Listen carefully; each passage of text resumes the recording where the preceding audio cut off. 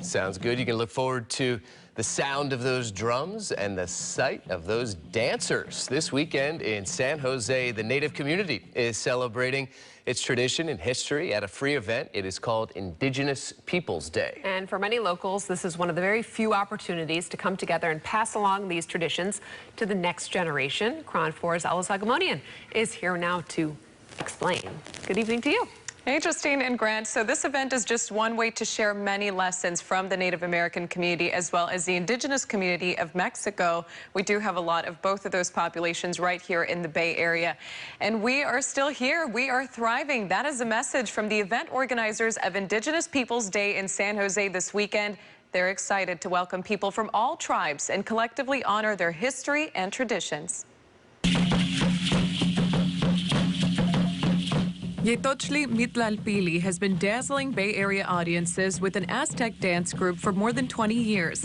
This weekend, he is hosting yet another event in San Jose titled Indigenous Peoples Day, welcoming natives of all tribes to share and observe age-old traditions, starting with a land recognition and featuring Miwok along with Aztec dancers and artisan creations. It's important to do this, and not only that, to teach our children, which here in the Bay Area, there's a large population of not only maybe quote-unquote Native American, but also, Mexican, or what some people call Chicano or Mexicano or Latino, some people say, community here in the Bay Area. And most of those children and most of those people have indigenous blood in them. So we also want to empower them with identity, with culture, with community, with traditions. Many Northern California tribes are not federally recognized and without land where they can gather. So there has been a growing movement to reconnect to ancient roots and proclaim that their people and customs are alive and well today.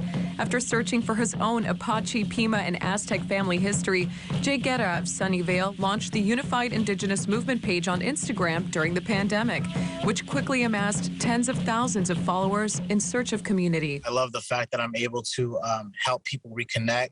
I love the fact that I'm able to spread awareness. Guerra explains, like his own family, many Native Americans pretended to be Mexican, taking on new last names to hide from Spanish settlers. Today, he's looking forward to the weekend to instead honor their ancestors and pass down lessons to his own kids. And now that I found out more about my history and my roots, I feel more connected and I feel more at home.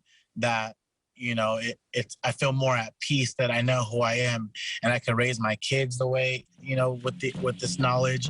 I could teach them so they could teach their kids, and we could keep it going so it never dies out. So Guerra encourages people to move past whatever roadblocks may surface during their search of their identity, saying it is totally worth it.